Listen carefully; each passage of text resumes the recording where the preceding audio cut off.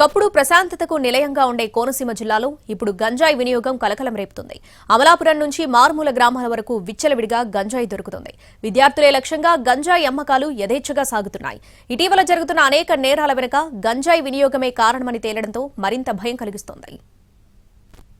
కోనసీమ పచ్చని పంట పొలాలకు, ప్రకృతి రమణీయతకు పెట్టింది పేరు. కోనసీమ అనగానే కొబ్బరి చెట్ల అందాలే అందరికీ గుర్తుకు వస్తాయి.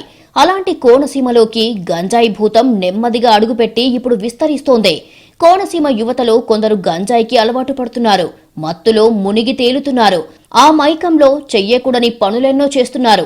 నీరగాళ్లుగా మారిపోతున్నారు. ఇటీవల జరుగుతున్న దొంగతనాలు, బైక్ చోరీలు గంజాయి మత్తులోనే చేస్తున్నారని పోలీసుల దర్యాప్తులో తేలింది. కోనసీమలో ఊళ్లన్నీ దగ్గరగా ఉంటాయి. ఎక్కడ చీమ చిట్టుకుమన్నా పరిసర గ్రామాలకు సమాచారం వేగంగా చేరిపోతుంది. అలాంటి ప్రాంతాల్లో కూడా గంజాయి విచ్చలవిడిగా లభ్యం కావడం అందరినీ ఆశ్చర్యానికి గురిచేస్తోంది. గంజాయి ముఠాలు గుట్టుచప్పుడు కాకుండా విద్యా సంస్థలు, కాలేజీల్లో యువతను లక్ష్యంగా చేసుకుంటున్నాయి. కోనసీమ జిల్లాలోని ముమ్మిడివరం, కాట్రేనికోన, రాజోలు, సకినేటిపల్లి, రావులపాలెం, అల్లవరం, ఆత్రేయపురం తదితర ప్రాంతాలకు కొందరు దళారులు గంజాయిని తరలిస్తున్నట్లు తెలుస్తోంది. రాజమండ్రి, రావులపాలెం మీదుగా కాకుండా గ్రామాలు, పుంత రోడ్ల మీదుగా ఈ గంజాయి తరలింపు సాగుతోంది. ఇప్పటికే క్షేత్రస్థాయిలో విస్తరించిన గంజాయిని అదుపు చేసేందుకు పోలీసులు కూడా పక్కా ప్రణాళికలు అమలు చేస్తున్నారు. డ్రోన్ కెమెరా ద్వారా నిఘా పెట్టి ఆకతాయిలు గంజాయి సేవిస్తున్న ప్రాంతాలను కనుగొనే ప్రయత్నం చేస్తున్నారు.